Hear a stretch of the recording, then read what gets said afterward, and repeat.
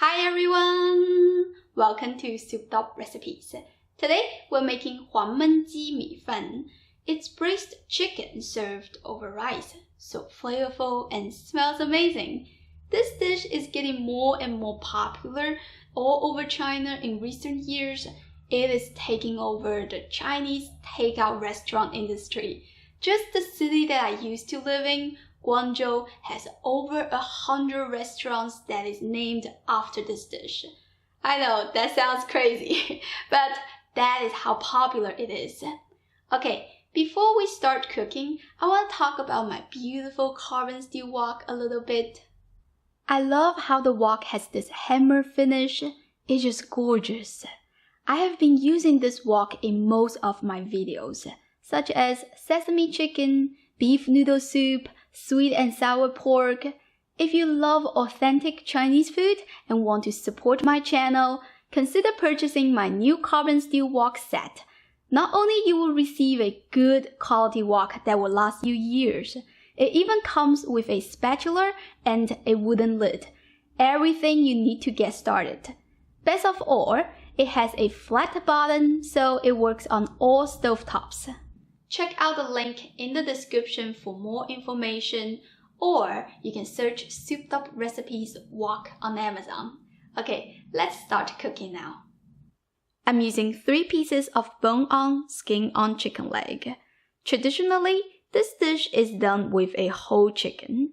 I only got chicken legs today, which is also perfect. Use a heavy-duty cleaver to chop it into smaller size. Chinese people love to cook chicken with bone on. I think it's because the bone can provide more flavors during cooking. Please don't turn this recipe down just because you need to chop up some chicken legs. And if you insist to use boneless chicken breast, here are the tips I will give you.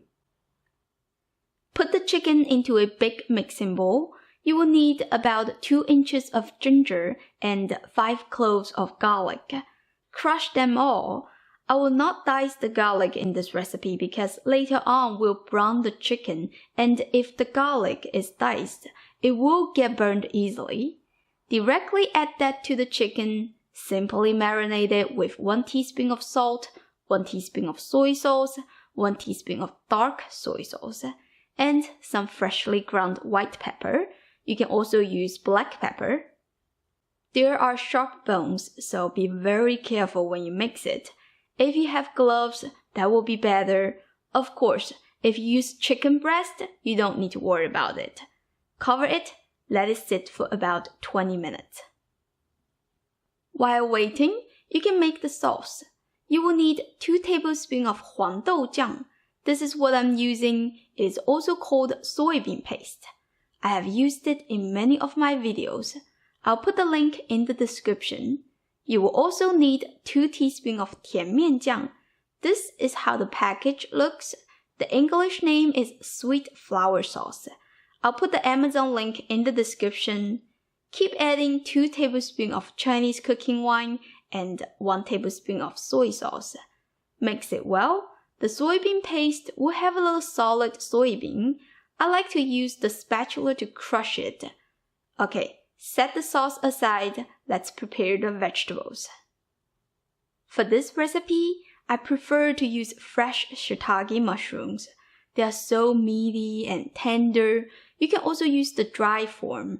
They do smell better than fresh mushrooms, but because they are dry, so you have to soak them in water in advance, which means they have to absorb all the water first. This is why I prefer fresh ones because they taste so much better after absorbing the braised chicken soup. But it's your choice. Also depends on what you have in hand. Simply slice them in half. Set it aside. I also like to add some chilies in this recipe. I used 2 colors so the dish looks nicer. Slice it diagonally into these 1/3 of an inch thick pieces. The type of chili I use is very spicy. If you don't eat spicy food, you might want to change to a mild one like bell pepper. 1 small size onion, cut into big pieces. Make sure you separate each layers to loosen them up. Besides the vegetables, you will also need some spices: bay leaf, star anise, black cardamom, and a small piece of cinnamon. Now let's start cooking. Heat up the wok until it is smoking hot. Add some cooking oil. Be generous. I used about 3 tablespoons. Swirl the wok around so the oil covers most of the surface of the wok. Add in the marinated chicken. Spread it so most of the chicken pieces touch the bottom of the wok. Let them fry for a couple minutes or until you get some nice brown color. Flip the chicken and check this. That is what you're looking for. So beautiful, isn't it? You just keep frying it until you get enough brown surface. In restaurants, they would deep fry the chicken in order to get a nice color, but we're making a home version, and I think pan frying will do the same job, just as good as deep frying. So why waste oil?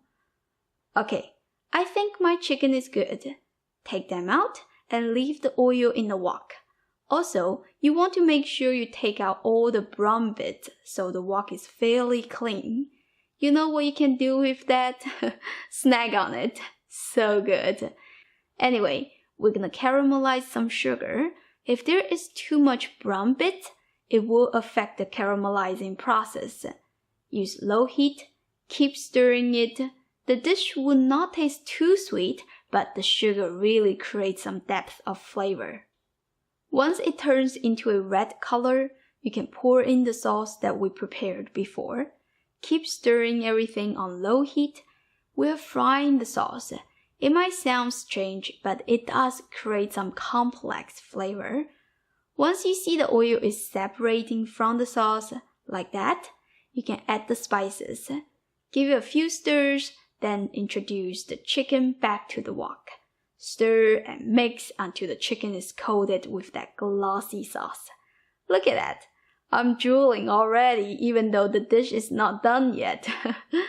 Add the mushrooms, stir them as well. Pour in 1½ cup of water. If you're using boneless chicken breast, you should change to chicken stock instead of water.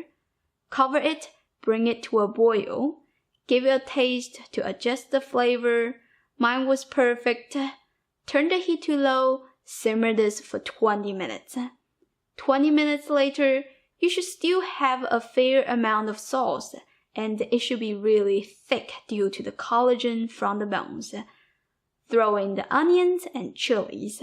I like my onions to have a bit raw texture, so I only cooked them for less than a minute. Take it out, and you're done! This is definitely a rice cooler recipe, which means not only the dish itself tastes delicious, but also it makes the plain rice flavorful, so you will eat more rice than usual. Look at that! You can still tell that the meat was nicely browned even though it is being simmered for 20 minutes.